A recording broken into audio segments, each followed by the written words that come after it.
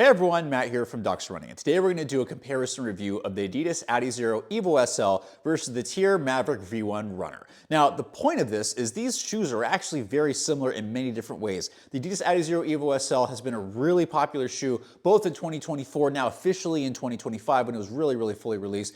TYR has been just getting into running shoes, and they've really put out a really solid shoe early on. And both of them being 150 bucks, both of them being really great lightweight trainers, we figured, hey, let's compare these if you're even interested in these two and figure out, hey, are these even appropriate for you? And if they are, which one might work better for you? As always, we're gonna start off with specs in my men's size 10. So the Adidas Adizero EVO SL is coming in at 232 grams or about 8.2 ounces in my men's size 10. The TYR Maverick-V1 runner is coming in a little bit lighter at 7.9 ounces or about 224 grams in my men's size 10. Stack height wise, the TYR Maverick is the taller of the two shoes, even though it's a little bit lighter, 44 millimeters in the heel, 36 in the forefoot for an 8 millimeter drop. The Adidas Adizero EVO SL is coming in at 37 in the heel, 30.5 in the forefoot for a 6.5 millimeter drop. So fairly similar there, fairly similar weights, little taller stack height over here, but that's where some changes start to occur. So let's talk about that. First, in the midsole. So the Lightstrike Pro midsole in the Adidas EVO SL is the softer of the two midsoles. It's got a lot more bounce.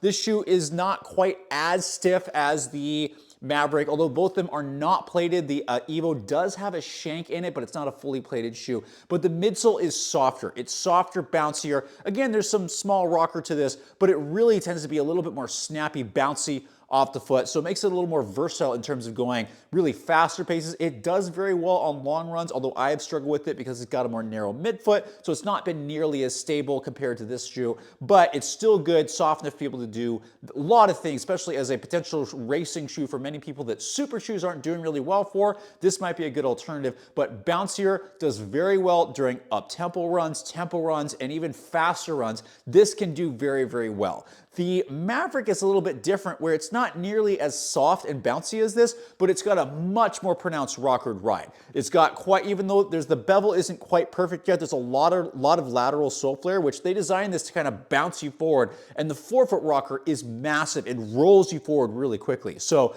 EVO SL, a little bit more bouncy based on the Lightstrike Pro. The Flight Time midsole, again, has some bounce to it, but this shoe really rolls much more aggressively than the EVO. And that makes this shoe awesome for long runs. This does better at longer efforts. It can do tempo runs really well, but when you try to run fast in the shoe, the rockered effect just doesn't let it go that quick. But if you're trying to get into a rhythm, this shoe is awesome. I've really loved it for long runs, whereas the EVO I've struggled just a little bit more because I need a little bit more stability. Neither one of these are stability shoes again, but it just gets rhythm, and the up-tempo runs have been really good doing workouts, pushing a stroller, trying to keep up with my wife. So more versatile into longer runs in the Maverick and a little more versatile into faster efforts with the EVO SL. Now, in terms of stability and structure, we do need to talk about that. The EVO is a very neutral shoe. It's not overly stable in one direction. It just really sits nicely in the middle. Yes, there's a really nice poster-style heel bevel, which helps that lateral heel transition really nicely, but the midfoot is quite narrow. So really not a stable shoe, not the best for those stability, although I've been able to do decently. It's something that I do struggle with a little bit on long runs, but that's just me. The Maverick, again, is interesting in that it's got some good sidewalls, it's got a wider sole, relatively midfoot, does narrow a little bit, but what it actually does well is the sole flare is good and it's so rockered it keeps you moving forward. That said, if you have any midfoot stability needs, the lateral flare in the heel does push you quickly over to the inside. So if you're not doing an up-tempo pace, that can start to wear on you a little bit, but overall it is just a teeny bit more stable, and especially if you have lateral stability needs, if you tend to go too far to the outside, this is actually going to be the better shoe, where this one actually is not going to be quite as good. So again, not stability shoes, but just a teeny bit more stable over here, way more rocker, rolls a lot more, much more bounce, a little more versatile at faster paces over the EVO. Now, uppers have some similarities and of course some differences. Both of them fit very comfortably and a teeny bit on the wider side, but both of them also have fairly low volumes. Now you can see from this, TYR has the anatomic toe box, and I love this because most shoes with an anatomic toe box have low drops. Topo, Ultra, they're going to be 0 to 4 millimeter, maybe 5 millimeter in a lot of their shoes. This is 8. If you have little higher drop needs, this is a great shoe because the toe box is very anatomic and there's plenty of room for your toes to spread out. The upper, though, is a little bit stiff. It's low volume stiff. It makes it feel just a little bit short. I know Andrea actually had some irritation at the top of her foot here. It fortunately didn't bother me, but stiff heel counter and a little bit stiffer upper, which secures the foot well, but just be careful with those with sensitivities of the toes. That can be a little bit bothersome. The EVO is the softer upper, also low volume, but it stretches a little bit. Not as anatomic, but there's still plenty of room, but same thing, lower volume, but it's much, much softer upper. If I was gonna run sockless, I would not do that in TYR. I would definitely consider that in the EVO just because the upper is great, just a little aggressive toe guard.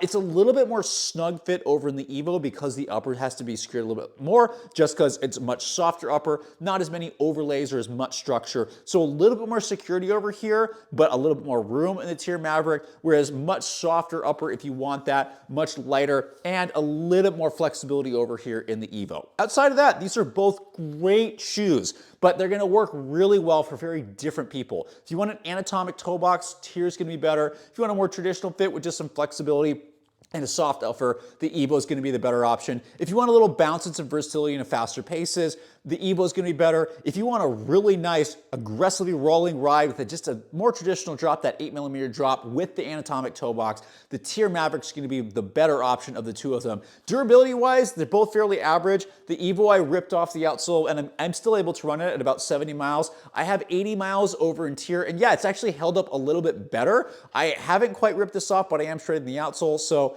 again, decent durability over, and probably maybe a little bit better in TYR, but again, most people are gonna be fine with the EVO. So both, again, great shoes at 150 bucks, which there's a lot of performance, and these are really light for that price range. A lot of shoes in this price, in this kind of category, is sitting at 180, 200, even like $240 plus, which is absolutely unnecessary. And you're gonna find these on sale really soon if you can't already. So great option for those that want a lightweight trainer, just gonna be really different for different people. So I am just one person. Please let me know if you've tried these. Can you let me know in the comments below, do you agree or disagree with those comments? Is there anything else that I may have missed that for people that come to this video may help to decide, hey, is one of these two worth considering? What's the pros and cons of each, or should I just ignore both of them? Is it not appropriate for me? I want you to let us know because, again, your comments do help contribute to educating people. We are not here to sell shoes. We're here to educate you on what may or may not work for you so you can make better decisions about what you put on your feet so you can stay healthy and go run and not think as much about this.